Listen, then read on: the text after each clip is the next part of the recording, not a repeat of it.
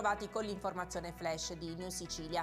L'abusivismo edilizio è una pandemia politica che ha contagiato tutte le aree della nazione negli ultimi 50 anni e le responsabilità vanno ricercate ad ogni livello. Quella che adesso serve è una normativa speciale ad hoc che rimetta ordine nella materia.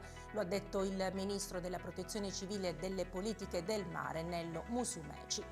La polizia postale di Catania, a seguito di indagini, ha bloccato un noto sito di streaming pirata che trasmetteva partite e serie TV di varie piattaforme. Sequestri e sanzioni a 2 persone che in live streaming trasmetteva eventi sportivi ad accesso condizionato. I carabinieri del nucleo radiomobile del Comando Provinciale di Catania hanno arrestato per atti persecutori ed estorsione un 38enne catanese.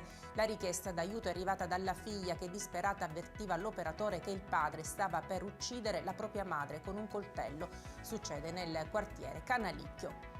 La polizia del commissariato di Vittoria ha arrestato un 25enne extracomunitario intento a spacciare in piazza Manin. A seguito della perquisizione è stato rinvenuto un panetto di hashish e contante ritenuto provento dell'attività illecita. Il ragazzo è stato posto agli arresti domiciliari. E con questa notizia per adesso è tutto, grazie per averci seguito e arrivederci.